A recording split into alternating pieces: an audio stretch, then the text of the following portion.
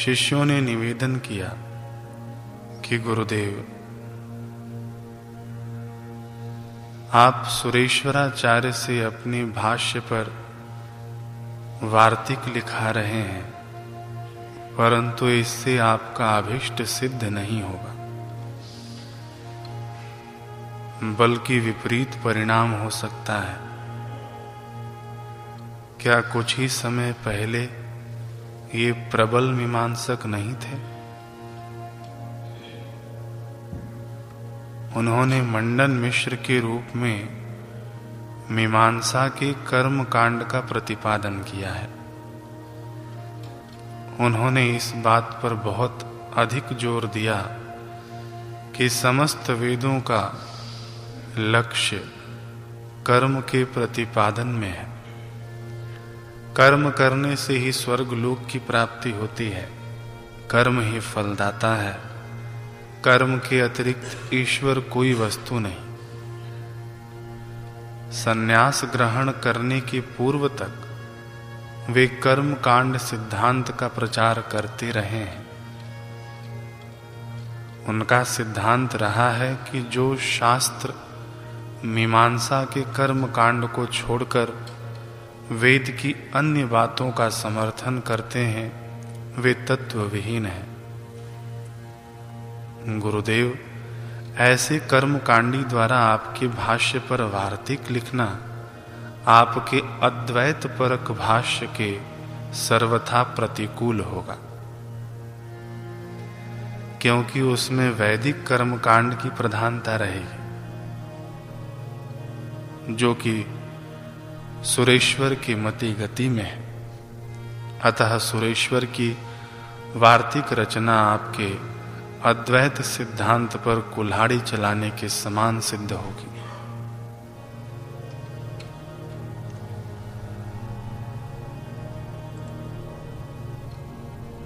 सुरेश्वराचार्य ने दूसरे शिष्य ने कहा कि सुरेश्वराचार्य ने आपसे शास्त्रार्थ में पराजित होकर विषम परिस्थिति में संन्यास ग्रहण किया है। कोई सच्चे वैराग्य के कारण नहीं संन्यास लिया। अतः इस कार्य में उनका विश्वास नहीं किया जा सकता गुरुदेव। हाँ, कोई स्व वैराग्य से या पूर्वार्जित वैराग्य से आपकी शरण ग्रहण करता तो वह भी किंचित योग्य होता, परंतु इनके साथ ऐसा कुछ नहीं है। और हम लोगों की पक्की राय यह है कि उन्हें इस महत्वपूर्ण कार्य में न लगाया जाए। ये पूर्व में कुमारिल भट्ट के शिष्य रह चुके हैं। कुमारिल मत के अनुयायियों की यह धारणा है कि जड़ों, अपाहिजों, लूले लंगड़ों अर्थात जो कुछ नहीं कर सकता, ऐसे लोग ही संन्यास धारण करते हैं। सुरेश्वराचार्य अर्थात मंडन मिश्र गृहस्थ आश्रम में उसी कुमारिल भट्ट के सिद्धांत के अनुयायी रहे हैं। उनका पूर्वाग्रह छूट नहीं सकता, ऐसा हम मानते हैं। और इतने वर्षों से आजीवन उसी मत का तो वे अनुसरण करते आए हैं। अतः वे विश्वसनीय वार्तिककार कभी नहीं हो सकते। इसलिए उनका विश्वास किसी भी दशा में नहीं करना चाहिए। गुरुदेव, अब हम लोग आपका ध्यान आपके योग्यतम शिष्य पद्मपाद की ओर आकर्षित करते हैं। आपने पहले भी पद्मपाद की परीक्षा ली है। आपकी पुकार पर ये बहती अलकनंदा नदी में चलकर आए थे। अलकनंदा की प्रबल धारा पर स्वर्ण कमल उगाए। उन्हीं पर चलकर ये आपकी सेवा में उपस्थित हुए। आपने ही प्रसन्न होकर सनंदन से पद्मपाद नाम रखा था। ये वे ही पद्मपाद हैं जो आपकी अपूर्व सेवा कर आपकी कृपा से अद्वैत ज्ञान में पूर्ण रूप से प्रतिष्ठित हुए हैं। ये इंद्रिय जयी हैं और पूर्ण ब्रह्मचारी एवं ब्रह्म ज्ञान में इनकी गति भी है। द्वैत भाव का इनके अंतर्गत लेश भी नहीं है। अतः हम सभी शिष्यों में पद्मपाद योग्यतम है। आपके भाष्य पर वही वार्तिक लिखने में समर्थ होंगे। और गुरुदेव, मात्र हमारे गुरु भाई पद्मपाद ही नहीं हैं आपकी तिजोरी में, और भी अनेक रत्न हैं। पद्मपाद के अभाव में यह महत्वपूर्ण कार्य तोटकाचार्य भी कर सकते हैं। उनको भी यह कार्य सौंपा जा सकता है। तोटक ने अपनी कठिन तपश्चर्या और अलौकिक गुरु भक्ति से आपकी महती अनुकंपा अर्जित की है। उसी के फलस्वरूप उनमें सारी विद्याएं पूर्णतः प्रतिष्ठित हो चुकी हैं। आप ही की अनुकंपा से तोटकाचार्य 4 वेद, 6 वेदांग, शिक्षा, कल्प, निरुक्त, छंद, ज्योतिष और व्याकरण, पुराण, न्याय, मीमांसा और धर्मशास्त्र इन गुणों से संपन्न है, इनके ज्ञान से संपन्न है।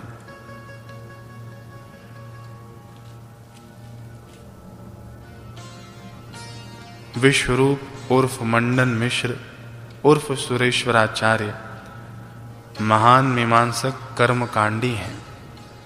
उनका वेद के कर्मकांड विभाग में ही विश्वास और आस्था है। अतः हे गुरुदेव, आप इस महत्वपूर्ण कार्य का उत्तरदायित्व सुरेश्वराचार्य के ऊपर किस प्रकार सौंप सकते हैं? इस कार्य में आप पद्मपाद को ही नियोजित करें।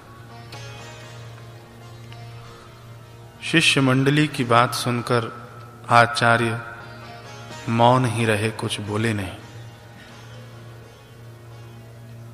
आचार्य को मौन देखकर पद्मपाद को तनिक संकोच हुआ। पद्मपाद ने अब हाथ जोड़कर गुरुदेव से प्रार्थना की, गुरुदेव,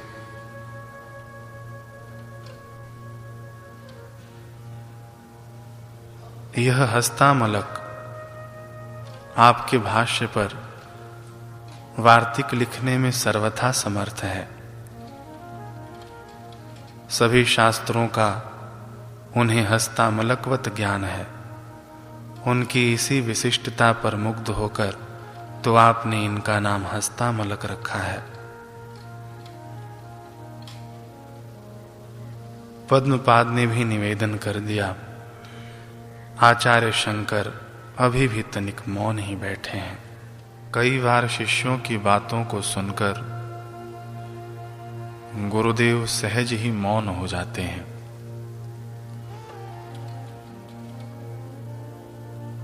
अब मौन का रहस्य गुरुदेव की हाँ में है या गुरुदेव की ना में है, यह शिष्य की बुद्धि से परे की बात हो जाती है। फिर भी गुरुदेव के मौन होने पर सर्वविदित तो यही है कि शिष्य को अपना आग्रह त्याग देना चाहिए, जिस कारण से गुरुदेव को मौन होना पड़ा।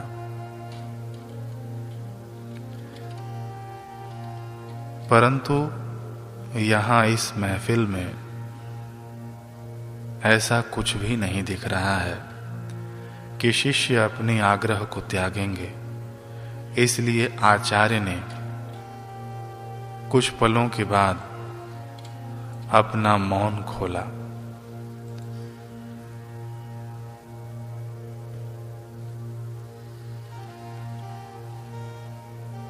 पद्मपाद का निवेदन सुनकर यतिराज शंकर ने कहा कि पद्मपाद, तुम्हारी बात हस्तामलक के संबंध में अक्षरशः सत्य है, परंतु इसमें कठिनाई यह है कि यह हस्तामलक निरंतर अंतर्मुख रहता है। और आत्म सुख की अनुभूति में अहर्निश निमग्न रहता है। सांसारिक प्रपंचों से वह सर्वथा विमुक्त है। उसकी वृत्ति बहिर्मुखी होती ही नहीं है। न उसने पढ़ा है न लिखा है। गुरु के मुख से वेदों का अध्ययन भी नहीं किया है। बाल्यावस्था में इसकी बड़ी विचित्र स्थिति थी। खाने पीने खेलने सभी से उदासीन होकर जड़, बधिर और गूंगे के समान एकांत में चिंतन निमग्न पड़ा रहता। इसके पिता ने कोई प्रेत बाधा समझकर बहुत उपचार किए, परंतु कुछ भी कारगर न सिद्ध हुआ। अंत में जब इसके पिता इसे मेरे पास लाए तो इसमें अकस्मात आश्चर्यजनक परिवर्तन आ गया। मुझे इसने बार बार श्रद्धापूर्वक प्रणाम किया। इसके मुख से वेदांत परक श्लोकों की झड़ी लग गई। सभी को परम आश्चर्य हुआ, परंतु इसके पिता तो विशेष रूप से आश्चर्यान्वित हो गए। अंत में उन्होंने यह कहकर मुझे इसे सौंप दिया कि भगवान, जिस प्रकार राजहंस का निवास मानसरोवर है, वह कंटीली झाड़ियों में नहीं रह सकता, उसी प्रकार इस बालक का निवास आपके चरणों में ही हो सकेगा। गृहस्थी का प्रपंच इसके लिए महापाश के समान होगा। पिता के छोड़ने के बाद यह बारंबार मेरे ही पास रह रहा है। अपने जन्म से ही यह अंतर्मुख होकर ब्रह्म सुख ही में रमण करता चला आ रहा है। इतने अंतर्मुख और उपराम व्यक्ति से भाष्य रचना का विद्वत्तापूर्ण कार्य कैसे संभव है पद्मपाद?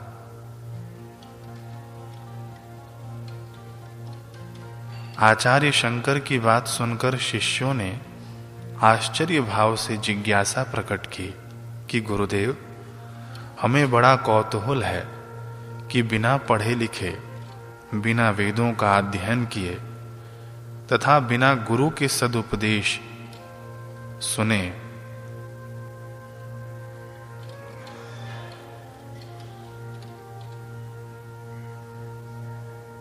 ब्रह्म ज्ञान कैसे प्राप्त हो गया।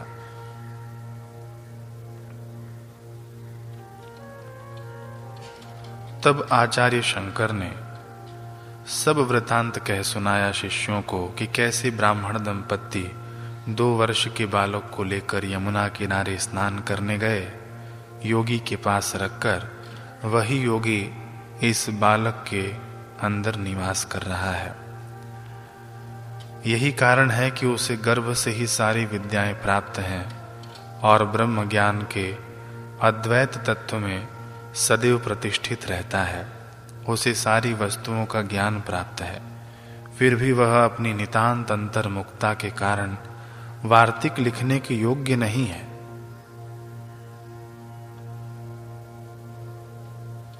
शिष्य गणों, सुरेश्वराचार्य पूर्ण शास्त्रज्ञ हैं, साथ ही ब्रह्मज्ञानी है। कठोर साधना के अनंतर इस पद पर वे पहुंचे हैं। उनका शास्त्रीय ज्ञान अपूर्व है। विविध मत मतांतरों की सूक्ष्म से सूक्ष्म बात वे जानते हैं। उनमें महान पांडित्य तथा अलौकिक प्रतिभा और मेधा है। जगत में उनकी ख्याति से बढ़कर और किसी की ख्याति नहीं है। अभी भला उनसे बढ़कर और कौन ऐसा व्यक्ति होगा जो पांडित्यपूर्ण वार्तिक की रचना कर सके। परंतु यदि तुम लोगों में अधिकांश की यही राय है कि सुरेश्वर वार्तिक रचना न करें, तो मैं इस संबंध का आग्रह और हठ न करूंगा। मैं सुरेश्वर को बुलाकर उसको मना कर दूंगा। तुम लोग निश्चिंत हो जाओ। परंतु मुझे इस बात की पूरी आशंका है कि सुरेश्वर के बिना वार्तिक रचना की योजना असफल सिद्ध हो जाएगी।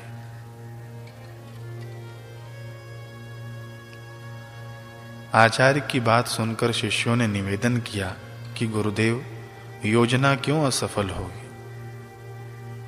यदि आप वार्तिक रचना के लिए पद्मपाद को आदेश दें तो क्या वे इसे नहीं लिख सकेंगे? उन्होंने बिना गृहस्थ आश्रम में प्रवेश किए ब्रह्मचर्य आश्रम से सीधे संन्यास ग्रहण किया है। उनकी शिक्षा दीक्षा भी विधिवत हुई है और शास्त्रों में इनकी भी पूरी गति है। शिष्यों की बात सुनकर आचार्य ने कहा कि इसमें संदेह नहीं कि पद्मपाद बड़ा ही योग्य और विद्वान है, साथ ही पूर्ण ब्रह्मज्ञानी भी है। अतः मेरी राय यह है कि पद्मपाद इस भाष्य पर वृत्ति लिखे और सुरेश्वराचार्य इस भाष्य पर वार्तिक लिखें। वार्तिक रचने के लिए सुरेश्वर स्वयं प्रतिज्ञाबद्ध हैं और सुरेश्वर ने कितने प्रेम से यह सेवा मुझसे ली।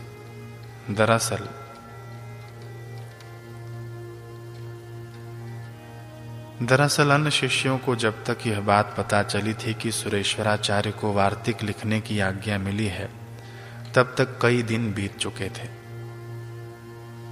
फिर भी आचार्य के समझाने पर शिष्य मानने को तैयार नहीं थे। आचार्य ने शिष्यों की बात रख ली। सुरेश्वराचार्य को एकांत में बुलाकर कहा, वत्स सुरेश्वर, अभी तुम वार्तिक मत लिखो, बंद कर दो लिखना। तुम्हारे गुरु भाइयों को संदेह है कि सुरेश्वराचार्य वार्तिक लिखने में सक्षम नहीं है, क्योंकि संन्यास ग्रहण करने के पूर्व मीमांसा शास्त्र के कर्म कांड के प्रति उनका आग्रह बहुत अधिक था। उनका वह आग्रह कभी छूट नहीं सकता। अतः उनकी वार्तिक रचना कर्मकांड प्रधान होगी, न कि अद्वैत ज्ञान प्रधान।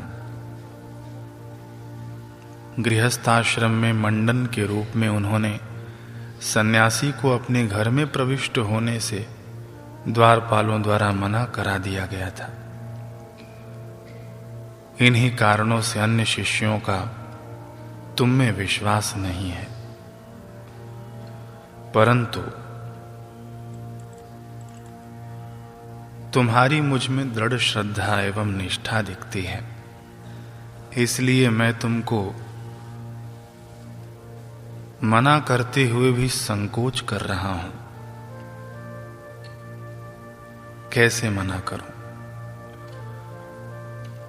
सुरेश्वर ने हाथ जोड़ते हुए कहा कि गुरुदेव, यदि गुरु को शिष्य के समक्ष कोई भी आज्ञा देने में संकोच हो रहा हो तो यह शिष्य की हतभाग्यता ही तो है। शिष्य के समर्पण में त्रुटि का प्रतीक है। स्वामी, मैं अब यही प्रार्थना कर सकता हूं कि आप निसंकोच होकर अपनी आज्ञा प्रदान कीजिए। मैं आपके आज्ञा पालन में सदैव तत्पर रहूंगा। आचार्य ने कहा, ठीक है सुरेश्वर, तुम वार्तिक लिखना बंद कर दो और स्वयं एक अद्वैत परख ज्ञान पर शास्त्र लिखो जिसमें अद्वैत ज्ञान हो। तुम्हारे शास्त्र में यह भी स्पष्ट हो जाएगा कि तुम्हारा रुझान किस ओर है, कर्मकांड की ओर है या वेदांत के अद्वैतवाद की ओर है। इस ग्रंथ से सभी कुछ सुस्पष्ट हो जाएगा। ग्रंथ की रचना करके मुझे दिखाना। इस ढंग से अन्य शिष्यों की आशंका निर्मूल हो जाएगी। इस प्रकार आचार्य शंकर ने उपस्थित समस्या को कुशलता से सुलझा दिया, परंतु आचार्य की आशंका और दृढ़ हो गई कि अब कौन लिखेगा वार्तिक। वार्तिक का निर्माण संभव नहीं प्रतीत हो रहा है। आचार्य ऐसा विचार करने लगे। दूसरी ओर सुरेश्वर ने गुरुदेव की आज्ञा अनुसार वार्तिक लिखना बंद कर दिया। शिष्यों के मनोभावानुसार आचार्य का नया आदेश पाकर सुरेश्वराचार्य अद्वैत सिद्धांत के नए ग्रंथ के प्रणयन में जुट गए। थोड़े ही समय में उन्होंने नैष्कर्म्य सिद्धि नामक ग्रंथ की रचना कर डाली। इस ग्रंथ में आत्मा के स्वरूप का स्वतंत्र और मौलिक निरूपण किया गया है। यह ग्रंथ शैली, सौंदर्य और तर्क गांभीर्य के लिए आज भी विद्वत गणों में बहुत प्रसिद्ध है। इस ग्रंथ की कीर्ति आज तक अक्षुण्ण बनी हुई है। इस ग्रंथ की रचना से सुरेश्वराचार्य स्वयं बहुत संतुष्ट हुए। उन्होंने इस अभूतपूर्व ग्रंथ को आचार्य के कर कमलों में समर्पित किया। यतिराज शंकर इस ग्रंथ को अध्योपांत पढ़कर पुलकित हो उठे। उन्होंने प्रसन्न चित्त से इसे अपने शिष्यों को दिखाकर इसकी भूरी भूरी प्रशंसा की कि देखो, सुरेश्वर का मत इस ग्रंथ में तुम देख सकते हो। इस ग्रंथ का अवलोकन कर शिष्यों को भी पूर्ण संतोष और आह्लाद हुआ। उन्हें यह पूर्ण निश्चय हो गया कि सुरेश्वराचार्य की बुद्धि शास्त्रों के यथार्थ और सूक्ष्म भावों को ग्रहण करने में अप्रतिम है, क्योंकि सुरेश्वराचार्य की निष्ठा अपने गुरुदेव में पूर्ण दृढ़ है। सुरेश्वराचार्य के जोड़ का शास्त्र मर्मज्ञ कोई भी विद्वान अभी भारत में नहीं है। आजकल भी बड़े बड़े सन्यासी और दार्शनिक नैष्कर्म्य सिद्धि का अध्ययन करते हैं और उनकी मुक्त कंठ से प्रशंसा करते हैं, परंतु यह प्रसंग यहीं समाप्त नहीं होता है। ग्रंथ की रचना के बाद सुरेश्वराचार्य अत्यंत उदासीन रहने लगे। मौन धारण करके अपने अध्ययन, स्वाध्याय और साधना में निमग्न रहने लगे।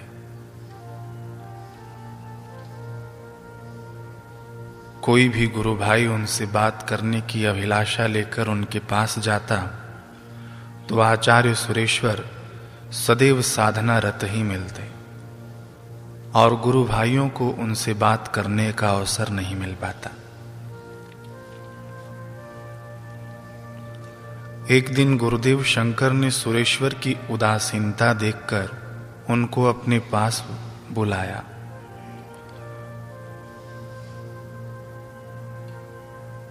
क्या हुआ सुरेश्वर, तुम इतने उदासीन क्यों हो? तुम तो ज्ञानी हो। क्या तुम्हें अपने गुरु भाइयों के व्यवहार से यह उदासीनता उत्पन्न हुई है? परंतु मुझे तो ऐसा प्रतीत नहीं होता, क्योंकि तुम मूढ़ नहीं हो, तुम शास्त्रज्ञ हो। सुरेश्वर ने कहा, आचार्य, मेरी उदासीनता का कारण मेरे ही गुरु भाइयों द्वारा मेरा तिरस्कार नहीं है। ये वाद प्रतिवाद, तिरस्कार तो काल के जल से धुल जाता है, परंतु गुरुदेव, मुझे जो आपके द्वारा सेवा मिली थी वह छिन गई। और कौन शिष्य होगा जो गुरु की सेवा छिन जाने पर प्रसन्न होगा? आपने अद्वैत ग्रंथ की रचना के लिए आज्ञा प्रदान की, वह भी मैंने संपूर्ण किया, परंतु आपका मुख्य कार्य वार्तिक लिखने का उद्देश्य तो पूर्ण नहीं हुआ। और इस ग्रंथ की रचना के बाद भी आपने मुझे कोई आदेश नहीं दिया।